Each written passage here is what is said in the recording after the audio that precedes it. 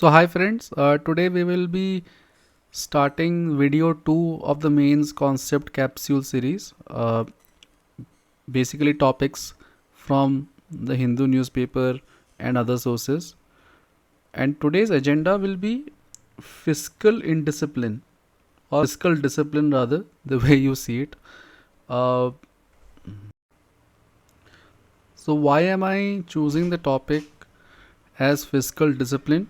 Recently an article came in the Hindu newspaper where Moody's Investors Services downgraded the credit rating of the United States. This is a function of a series of events, as a result of which the downgrade has happened for the US. Uh, the debt to GDP of US is 120%, which means the US is basically running on debt. It is borrowing a lot, and as a result of which the Moody's Investor Services has taken this decision. Uh, Now, of course, UPSC will not ask questions on US debt to GDP ratio, but a related um, topic can be put forward by the question setters, and that comes under GS3 of the UPSC syllabus, which talks about Indian economy in general. So, the syllabus that pertains to fiscal discipline comes under paper 4 of GS. We also call it GS3, and the topic the topics in GS3 that are relevant to today's discussion is this one, this one, and this one. Indian economy and issues related to planning, mobilization of resources, growth, development, and employment, inclusive growth, and government budgeting. So, government budgeting includes fiscal deficit, which informs us on fiscal deficit along with debt to GDP ratio, which informs us about the fiscal discipline, which is the topic of today's discussion, and on which an article has come. So we just saw that where the syllabus finds relevance for this article.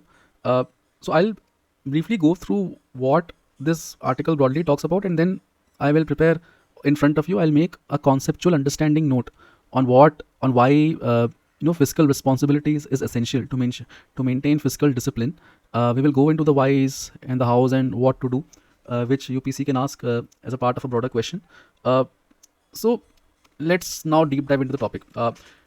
So IMF states that the mean gross debt to GDP ratio of countries is close to 80%. Means on an average, countries usually take market borrowings of close to 80% of GDP. Now, India's GDP or debt to GDP ratio in that regard is actually around 81.59% or close to 82%, which is closer to the global average. I'll also deep dive into how we'll dissect this debt to GDP ratio in terms of internal debt and external debt, and broadly why is it happening, what are the implications, and what are the steps that we need to undertake so that India maintains or is fiscally responsible for itself. India's debt to GDP ratio, as we had briefly touched upon, is 82 to 83%, or let's call it 82%. Okay. Now, if we break it down, means what is debt? Debt basically is the amount of borrowings that the government takes. It can be from financial institutions, it can be from its own banks like SBI or other banks. So because government has its own balance sheet.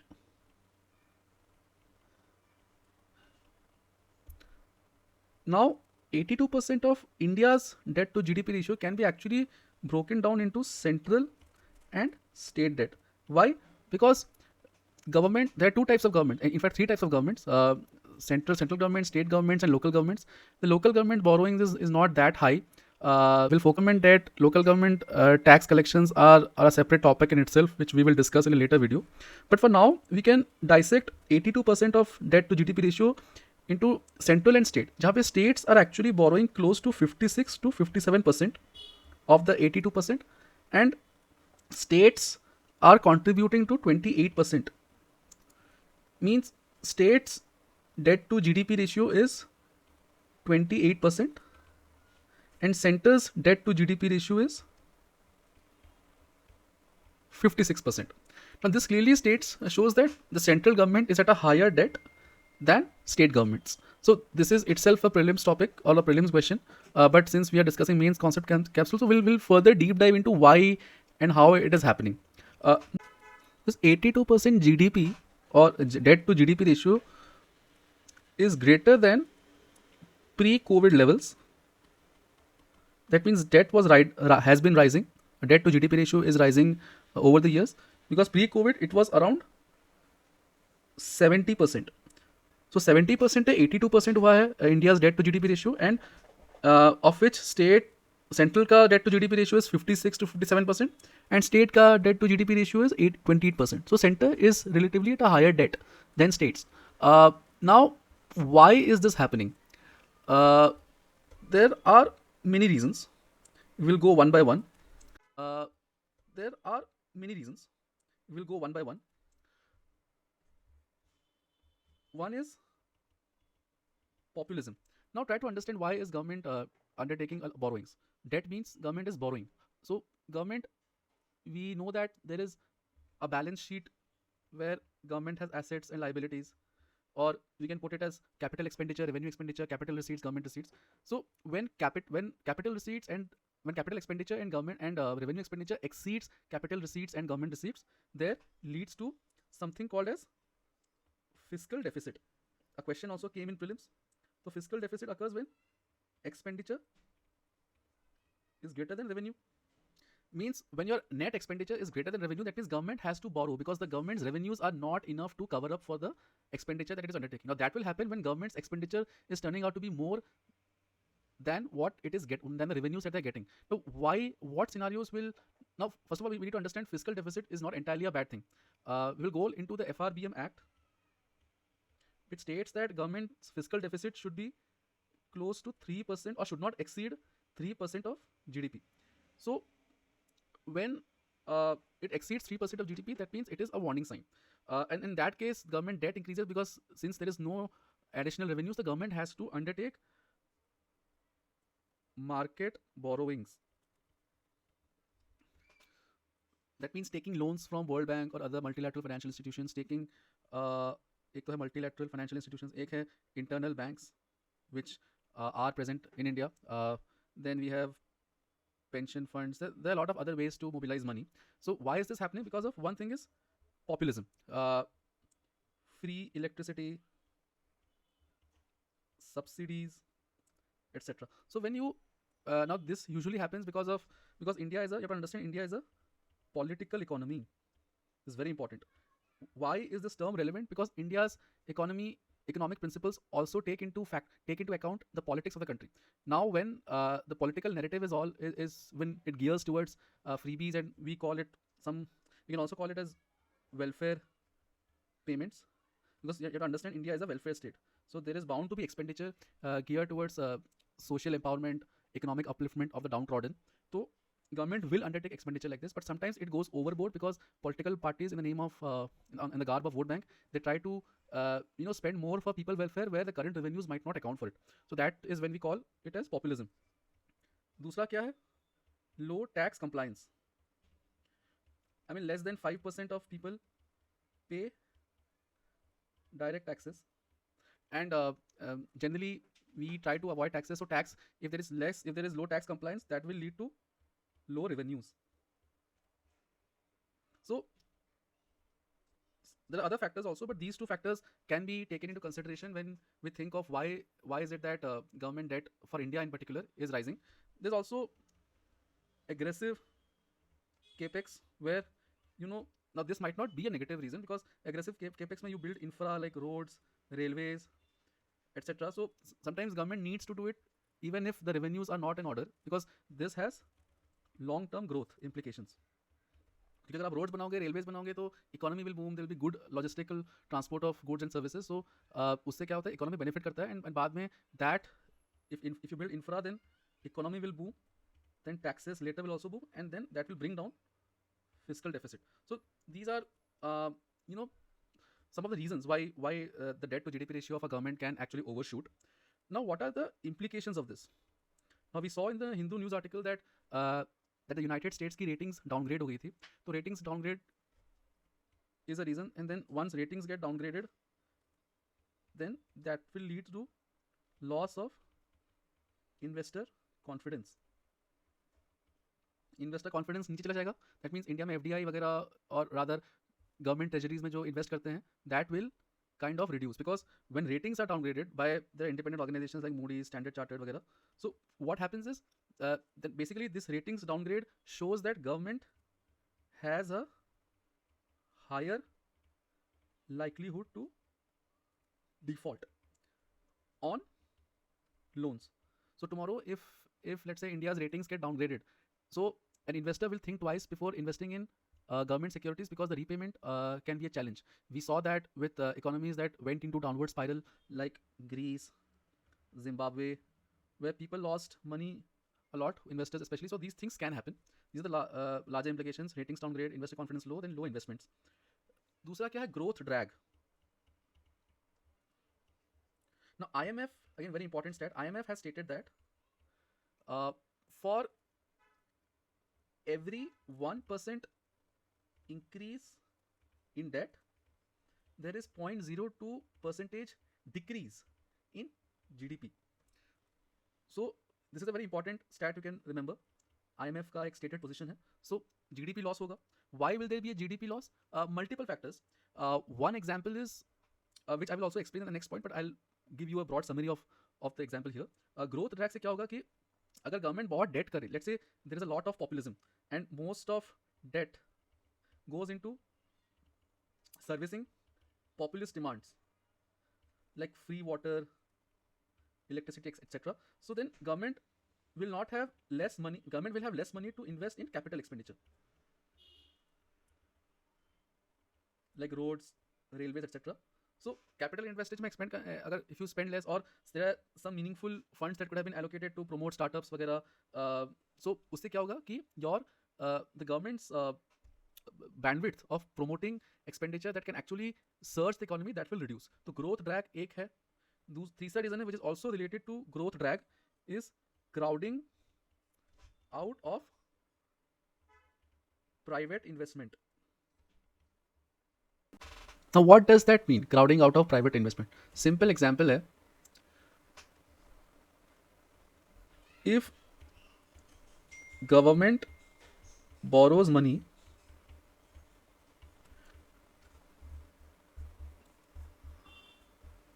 that will, like for example, government कैसे borrow करता है? We have briefly explained G-Secs to source additional funds for subsidies. तो G-Secs क्या होते हैं? These are basically bond instruments where government takes money and then issues G-Secs. So government is taking money from the current money supply. We know the money supply, prelims में M0 plus M1 plus M2 plus M3. So basically what it tells is that money supply is always limited.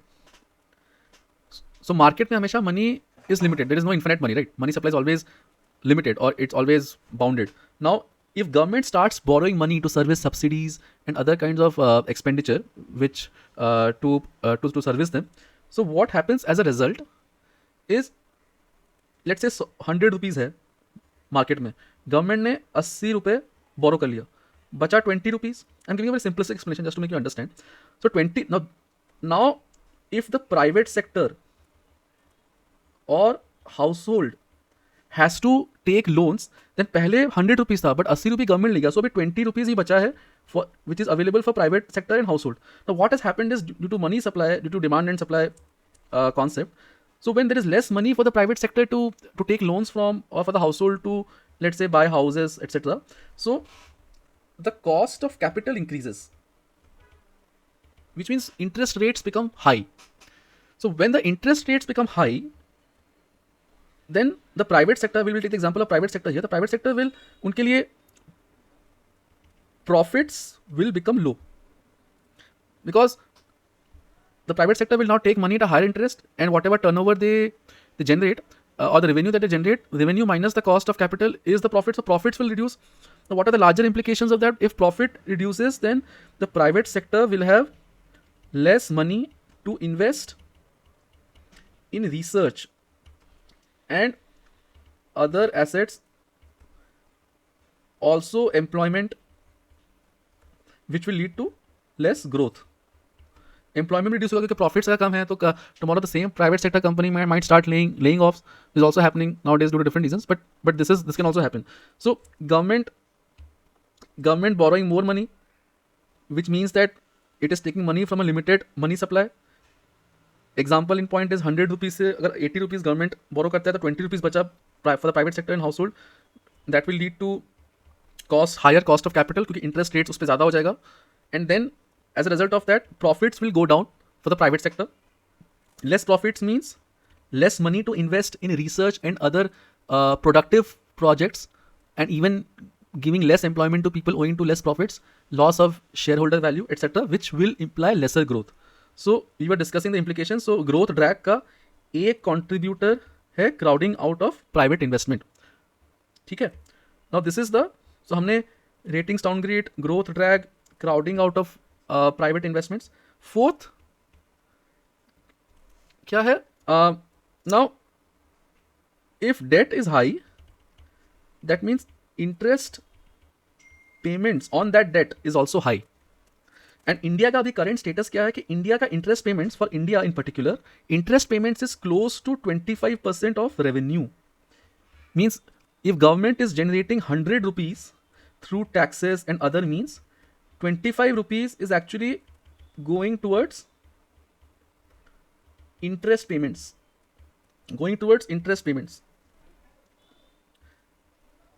Now government has to pay interest on the borrowings. Otherwise, if government doesn't pay interest, then the next tranche of loans that or borrowings that the government will undertake, because remember we had stated that fiscal deficit always occurs, usually occurs. There is hardly any state in the world that has no fiscal deficit. So fiscal deficit mein you have to borrow, and so interest, you have to pay interest on that. But if you take more and more debt, means fiscal deficit widens, and the interest payments automatically is proportionate to the amount of debt that you take. And interest payments ज़्यादा होता है तो again that also leads to, similar to the first point, which is downgrade of countries' sovereign ratings. Next is shock vulnerability. Now there was a famous statement made by Arun Jaitley in 2010 or something, post the global financial crisis. He said, Arun Jaitley, who was then finance minister, I think 2015 around, he had said that that after the financial crisis in post 2008, India was able to absorb the shock better because the macroeconomic fundamentals were very strong. Now these were terms given to the media, but if you dissect that macroeconomic fundamentals, one of it was less exposure to global risks. One example of a global risk is if your borrowings are from international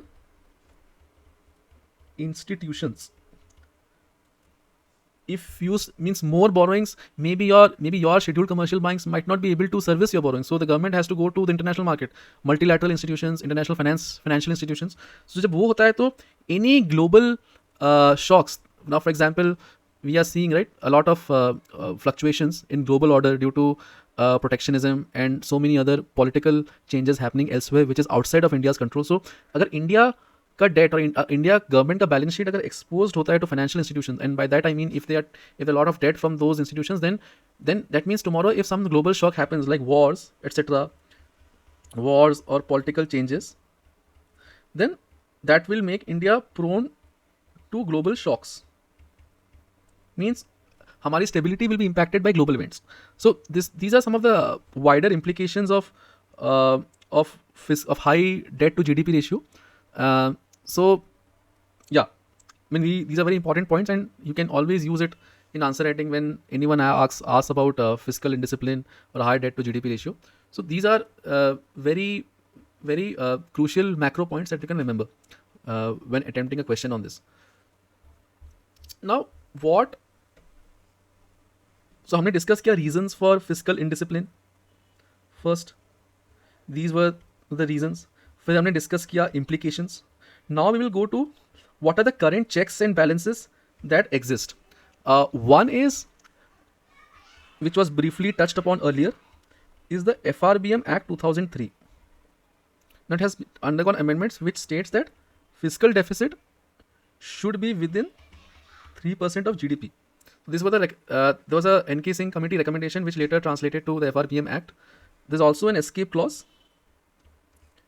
that fiscal deficit can exceed 3% only if there is natural calamity or structural reforms. Natural calamities, floods, cyclones, etc. Structural reforms, a good example is GST.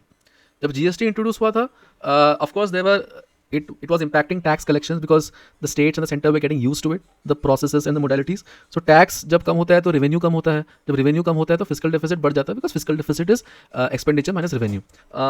So in that it was debated in the parliament and the government, I think post GST there was a very high fiscal deficit. I think we were touching close to 9%. GST में post GST we were touching close to 9% of fiscal deficit, and then now it is not the same. So these are some of the checks, institutional, parliamentary, government checks and balances that exist. Now we'll discuss what is the way forward. What is the way forward? First is, how do you make sure that populism is not overboard? So one way is you rationalize subsidies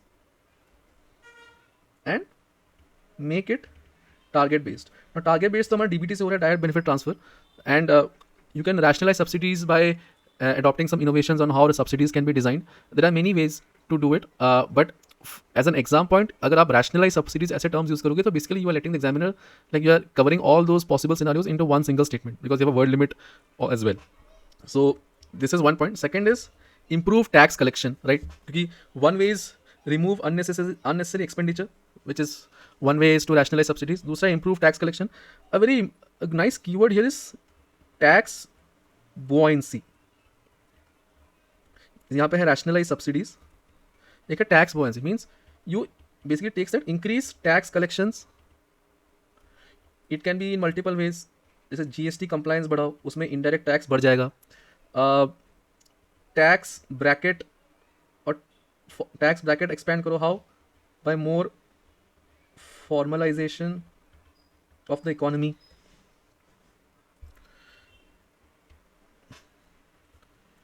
And third is digital tax governance.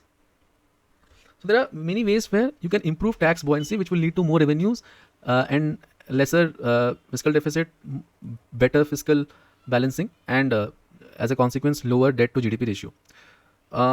One important recommendation is this is for the Finance Commission.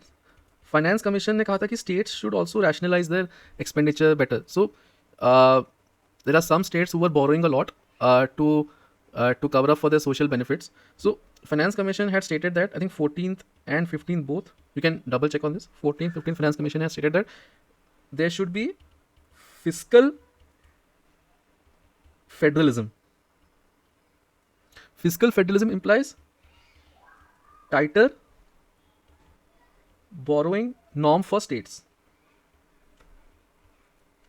So states will, it had the given recommendation, you can look into it in detail, but if there are rational borrowing norms for states, then that will also lead to lesser state debt to GDP ratio.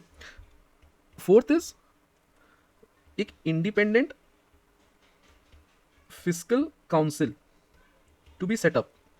Now this was the recommendation of 13th, 14th and 15th Finance Commission.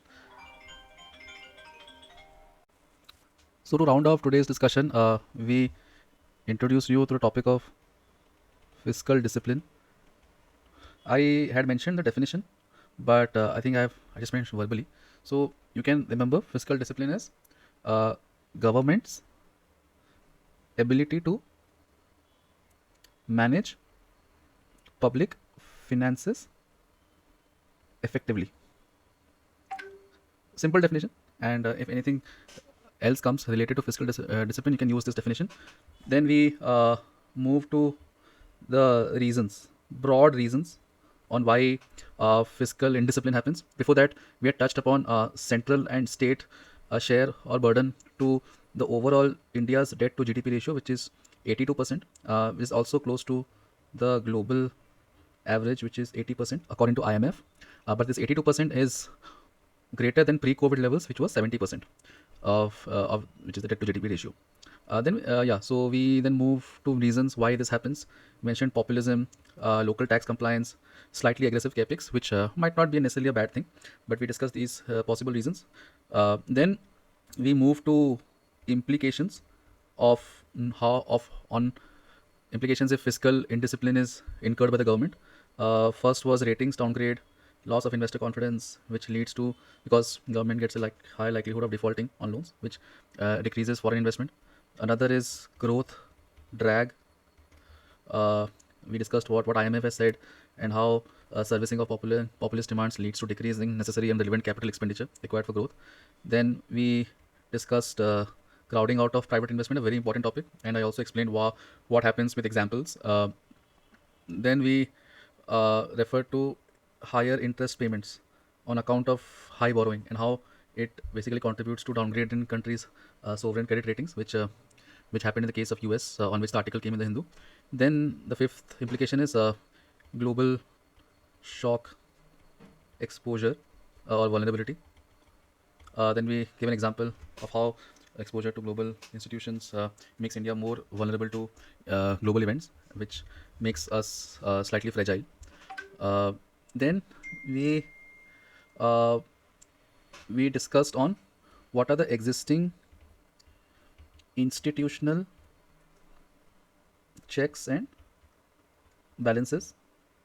First is the FRBM Act, which basically mandates us to maintain a good fiscal discipline, implying reasonable fiscal deficit.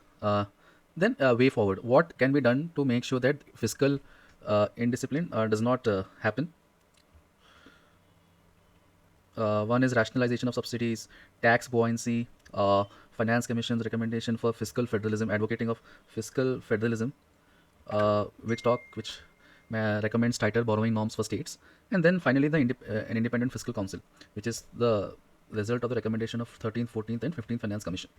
So broadly, this summarizes today's topic of discussion on fiscal discipline. I hope you liked it, and I will be posting more videos on other relevant mains concepts that is covered in the newspapers. Thank you. So let's end this section with a question for you people.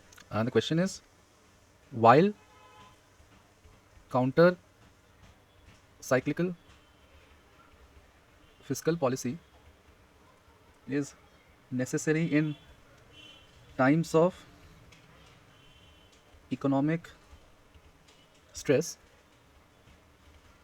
long-term fiscal discipline is essential to preserve macroeconomic